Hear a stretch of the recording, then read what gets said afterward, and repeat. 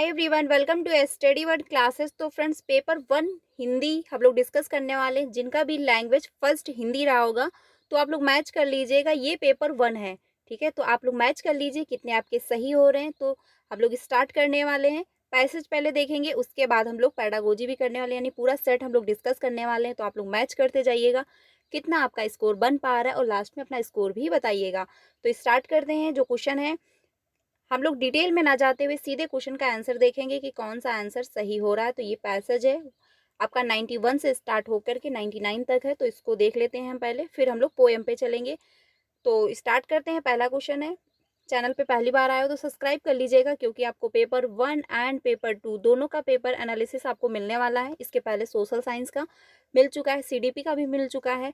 बहुत सारे जो है सेट हम लोगों ने डिस्कस कर लिए हैं। तो आप लोग जाकर के मैच कर लीजिएगा अगर आपने नहीं किया है। और नेक्स्ट सीटेट की प्रिपरेशन हम लोग जल्दी स्टार्ट कर देंगे, तो आप लोग ज्वाइन हो जाइएगा। तो स्टार्ट करते हैं। जो पहला क्वेश्चन है 91, ये पोएम से ही था। तो इसमें कहा जा रहा है राजा का अनिवार्य गुण नहीं है। तो क्वेश्चन नंबर 91 का आपका 4 ऑप्शन होगा, यानी धर्म भीरु होना।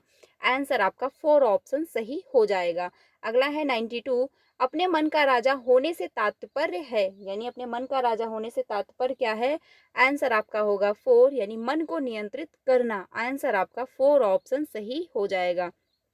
आप लोग मैच करते जाइएगा। अगला है क्वेश्चन, राजा के किन गुणों की जो है चर्चा गद्यांश में की गई है। तो नेक्स्ट क्वेश्चन जो है 93, इसका 4 ऑप्शन सही होगा, यानी शुद्ध विचार अच्छे कर्म।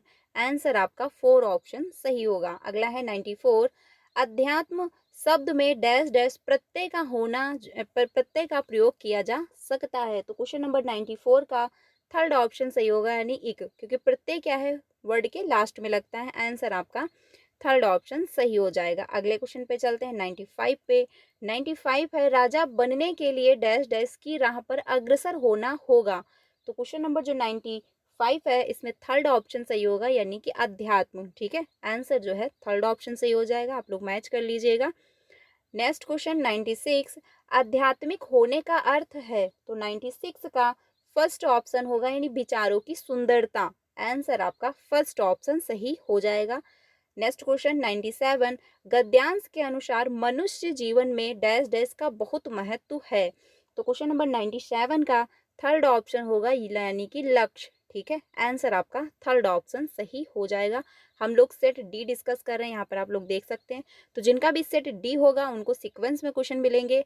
अगर आपका सेट डी नहीं है तो कोई प्रॉब्लम नहीं है, आपको क्वेश्चन आगे पीछे थोड़ा मिल जाएंगे, आप लोग मैच कर लीजिएगा। ठीक है, अगले क्वेश्चन पे चलते हैं। अगला है 98।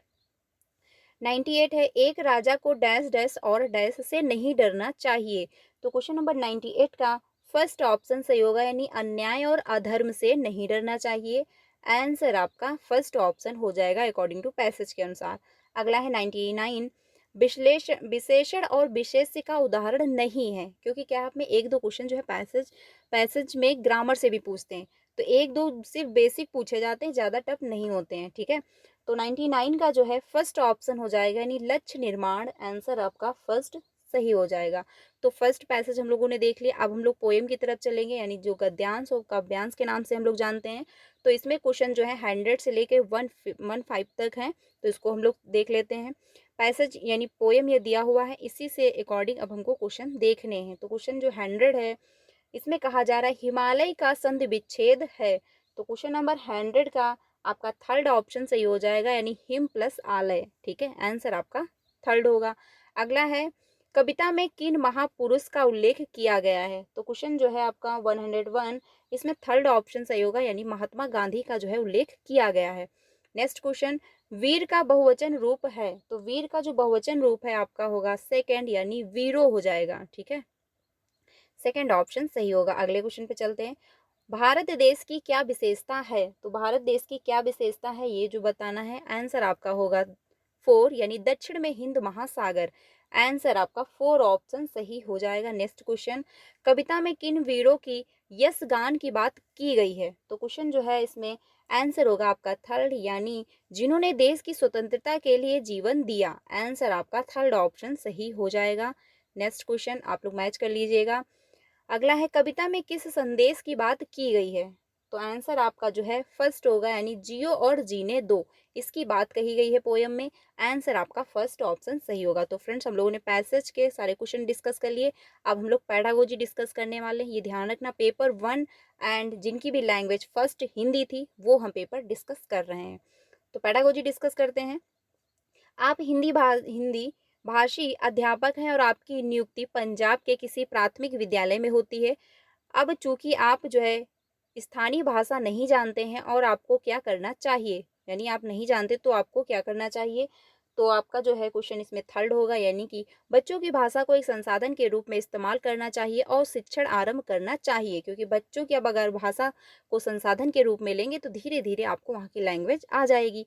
आंसर आपका थर्ड ऑप्शन सही हो जाएगा।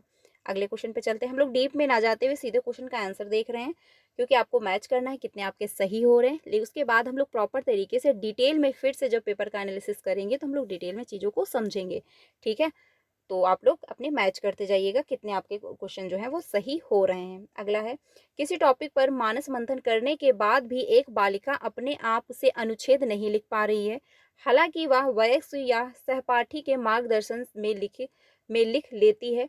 इस प्रकार के मार्गदर्शन को क्या कहेंगे? तो क्वेश्चन जो है इसमें आपका आंसर होगा सेकंड, यानी कि मदद करना या फिर इसके फोल्डिंग। अकॉर्डिंग टू वाइगोस्की, इन्होंने मतलब ये इसके फोल्डिंग जो टर्म्स है किसने दिया? वाइगोस्की ने दिया।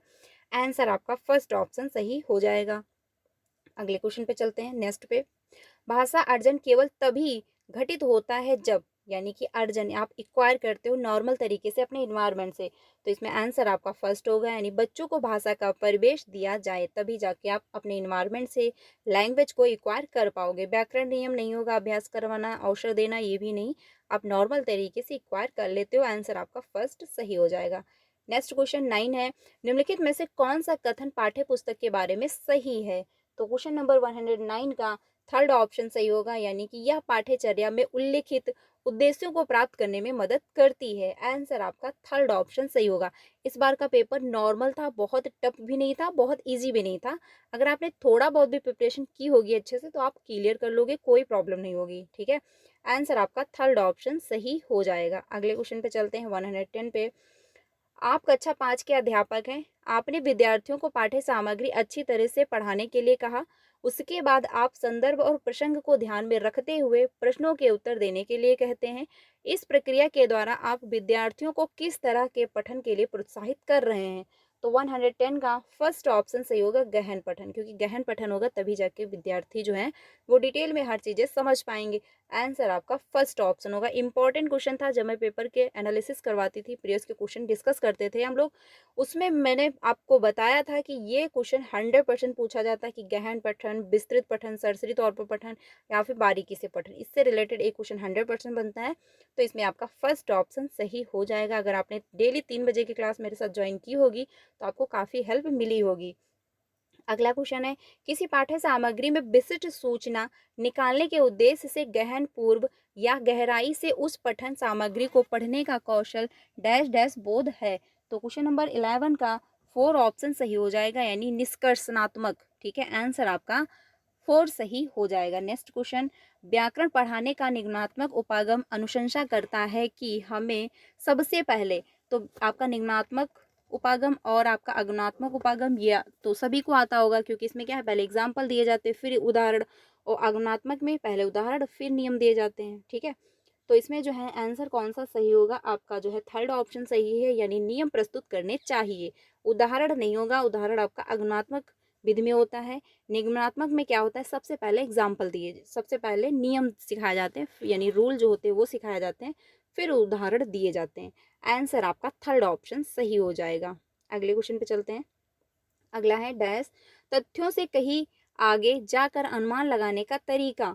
तो इसमें आंसर होगा फर्स्ट, यानी कि पाठ्य सामग्री का विस्तार, यानी एक्सट्रापोलेशन। आपका आंसर होगा फर्स्ट ऑप्शन, क्योंकि आप थोड़ा एक्स्ट्रा उसमें दिमाग लगा रहे हो। आंसर हो जाएगा फर्स्ट। नेक्स्ट क्वेश्चन, कक्षा में मातृभाषा को स्थान न देना किस विधि की विशेषता है? तो आंसर जो है इसमें सही होगा फर्स्ट, यानी कि प्रत्यक्ष, क्योंकि मातृभाषा को स्थान ना देना किस विधि की विशेषता है? तो प्रत्यक्ष विधि, क्योंकि डायरेक्ट मेथड जो होता है उसमें मातृभाषा का जो है प्रयोग नहीं किया जाता, सीधे जो है जो सेकंड लैंग्वेज होती है उसी के द्वारा बच्चा सीख रहा होता है, इसमें मदर टंग का कोई इस्तेमाल नहीं किया जाता है। आंसर आपका फर्स्ट ऑप्शन सही हो जाएगा। अगले क्वेश्चन पे चलते हैं। अगला है 115। इसमें कह रहा है कि एक अध्यापक होने के नाते आप एक बच्चे की उसके कुल भाषा प्रयोग के लिए प्रशंसा करते हैं, यद्यपि उसने कुछ शब्दों की वर्तनी गलत लिखी है। आप कक्षा में किस उपागम का प्रयोग कर रहे हैं? तो आंसर जो है इसमें सेकंड होगा, यानी समग्र भाषा हो जाएगा। आंसर जो है सेकंड ऑप्शन सही होगा। अगला है, एक भाषा अध्यापक को चाहिए कि वह शिक्षार्थियों को स्वच्छंद लेखन के लिए प्रोत्साहित करे, क्योंकि स्वच्छंद लेखन का शिक्षार्थी के लिए लाभ है। शिक्षार्थियों के लिए जो लाभ है कौन सा होगा? सेकंड ऑप्शन आपका सही हो जाएगा। यह शिक्षार्थियों को प्रवाह के साथ और रचनात्मक तरीके से लिखने के लिए प्रोत्साहित करता है। बिल्कुल सही बात है, आंसर आपका सेकंड होगा। या जो शिक्षार्थी ये महसूस नहीं करते, ये आपका गलत हो जाएगा, ये भी नहीं होगा, ये भी नहीं होगा। आंसर आपका सेकंड ऑप्शन सही हो जाएगा। अगले क्वेश्चन पे चलते हैं। अगला है नेक्स्ट क्वेश्चन, यह अधिगम का एक प्रकार है जिसमें बच्चे को उच्च स्तरीय मानसिक प्रक्रियाओं जैसे बुद्धि या तर्क करना आदि का प्रयोग करना होता है। तो कौन सा ऑप्शन सही होगा? आंसर होगा आपका थर्ड, यानी अवधारणा अधिगम हो जाएगा। आंसर थर्ड ऑप्शन सही हो जाएगा। ठीक है, नेक्स्ट क्वेश्चन है अगला। इसमें कह रहा है कि निम्नलिखित में से कौन सा कक्षीय अभ्यास विद्यार्थियों में मौखिक भाषा के विकास में मदद करेगा? तो आंसर जो है इसमें आपका फोर सही हो जाएगा, रोल प्ले में भाग लेना, क्योंकि इसमें क्या है सबसे ज़्यादा बच्चा एक्टिव होगा। ठीक है, कंठस्थ करना ये भी नहीं होगा। अध्यापक के साथ पाठ्य सामग्री का समवेतन पठन, तो इसमें बच्चा एक्टिव होगा बट ज़्यादा नहीं। जब रोल प्ले करेगा तो इसमें बच्चा ज़्यादा एक्टिव होगा। तो फर्स्ट प्रायोरिटी फोर के साथ जाएंगे, फोर ऑप्शन आपका सही हो जाएगा। अगले क्वेश्चन पे चलते हैं। नेक्स्ट क्वेश्चन है, जब हम यह कहते हैं कि भाषा यादृच्छिक है तो इसका तात्पर्य है? तो क्वेश्चन जो है 19, इसमें आपका टू ऑप्शन सही होगा, यानी भाषा के शब्दों को और उनके अर्थों के बीच अंतर्निहित संबंध। आंसर आपका सेकंड ऑप्शन सही हो जाएगा, बाकी जो है गलत होंगे। अगला है लास्ट क्वेश्चन, भाषा अधिगम में निदानात्मक परीक्षण का उद्देश्य क्या है? निदानात्मक परीक्षण का मतलब ये होता है कि बच्चे की कमियों को पहचानना, कि बच्चे के द्वारा कहाँ पर प्रॉब्लम हो रही है, जो उसका प्रोग्रेस नहीं हो पा रहा है। तो इसमें जो आंसर होगा आपका फोर, यानी कि बच्चों की समझ में रह गए अंतरों को जानना और उपचारात्मक कदम उठाना, क्योंकि आप पहले समझोगे कि प्रॉब्लम है क्या, फिर आप उसका सोल्यूशन दोगे। आंसर जो है फोर ऑप्शन सही हो जाएगा। तो फ्रेंड्स, ये पेपर 1 का लैंग्वेज पार्ट 1 था, यानी हिंदी हम लोगों ने डिस्कस किया। तो आप लोग मैच करके कमेंट में अपना स्कोर बताइए, कितना आपका स्कोर बन पा रहा है। नेक्स्ट सीटेट की प्रिपरेशन हम लोग जल्दी स्टार्ट कर देंगे, तो आप लोग मेरे साथ ज्वाइन हो सकते हैं। डेली आपको 3 बजे प्रीवियस के क्वेश्चन की प्रैक्टिस होती थी, तो आप लोग डेली जुड़िएगा। बाकी चैनल पे पहली बार आए हो तो सब्सक्राइब कर लीजिएगा, क्योंकि सारे पेपर का एनालिसिस आपको मिलने वाला है। मैं इसकी प्लेलिस्ट बना दूंगी, तो आपको ढूंढने में भी आसानी रहेगी। तो वहाँ से जाकर के आप चेकआउट कर सकते हैं, सारे सब्जेक्ट आप अच्छे से मैच कर सकते हैं। तो मिलते हैं नेक्स्ट वीडियो में। कमेंट में अपना स्कोर बताइएगा। बाकी अगर आपको कोई लगता है क्वेश्चन इसका आंसर ये ना होकर के ये होगा, तो भी आप लोग कमेंट में अपनी राय दे सकते हैं। मिलते हैं नेक्स्ट वीडियो में। Thank you.